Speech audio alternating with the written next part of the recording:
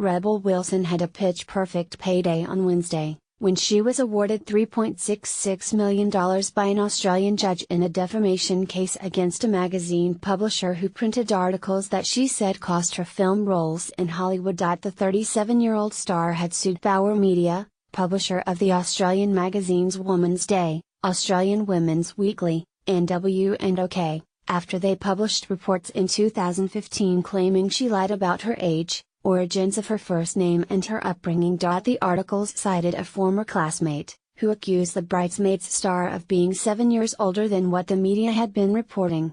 The classmate had also claimed Wilson went by a different name in high school. At the time the articles were first published, Wilson brushed off the accusations by joking on Twitter, "OMG, I'm actually a 100-year-old mermaid formerly known as CC Chalice. Thanks shady Australian press for your tall poppy syndrome X. OMG, I'm actually a 100-year-old mermaid formerly known as CC Chalice. Thanks shady Australian press for your tall poppy syndrome X." Rebel Wilson, at Rebel Wilson May 18, 2015. But she was far more serious about it come court time, attending every day of the 3-week trial and sitting in the witness box for 6 days, the BBC reported, where she claimed the 8 articles published by Bauer results in her being fired from 2 feature films under the belief that she was a serial liar. A Supreme Court jury in Australia's Victoria state ruled in June that the articles were defamatory, the Associated Press reported. Justice John Dixon granted Wilson the massive sum on Wednesday, which was 4 times higher than the previous Australian record for a defamation case, in order to vindicate Wilson after her reputation as an actress of integrity was wrongly damaged.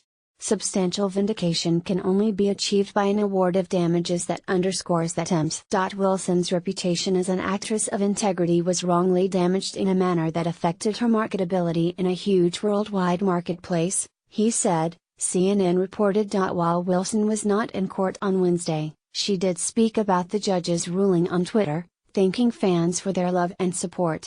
"Today was the end of a long and hard court battle against Bauer Media, who viciously tried to take me down with a series of false articles," she wrote. "When the jury delivered its verdict, they answered every single point in my favor. Today Justice Dixon accepted that Bauer Media subjected me to a sustained and malicious attack timed to coincide with the launch of Pitch Perfect 2. The judge accepted without qualification that I had an extremely high reputation and that the damage inflicted on me was substantial," she continued. He said the nature of the aggravated defamation and the unprecedented extent of dissemination makes vindication of particular importance. The judge said he knew that the info from anonymous paid source was false and that Bauer Media traded recklessly on my reputation in order to boost its own profits. Justice Dixon has awarded me a record sum and I'm extremely grateful for that. It is 4 times the Australian record. As she had previously said in June, Wilson made it clear that her case wasn't about the money, once again promising to donate her winnings to a charity and to invest it back into the Australian film industry. "I'm looking forward to helping out some great Australian charities and supporting the Oz film industry with the damages I've received," she tweeted Wednesday. "Also looking forward to getting back to my career and entertaining everyone." In February 2016, Wilson opened up about the reports during an appearance on ABC's Australia show Home Delivery. "If I was guilty of something, I don't really have any skeletons in my closet, which is why it's quite hard for people to write bad stuff about me," she said. "I don't have a drug addiction or a secret child. But I think when I did go to America, I kind of just stopped saying my age." Related video, How to Make Rebel Wilson's Fat Amy Cookies asked if she believes Hollywood is too judgmental over age, Wilson said, "They are, it's Hollywood. Come on people." She added, "But the reality is when you work in America, you have to show your passport and your visa for every single job, so it's not like you can hide how old you were. So for the press to do a story that I was deliberately lying or whatever, no. I was just being a lady and not telling my age when I moved to America. That's not really a crime. Also, most actresses do that."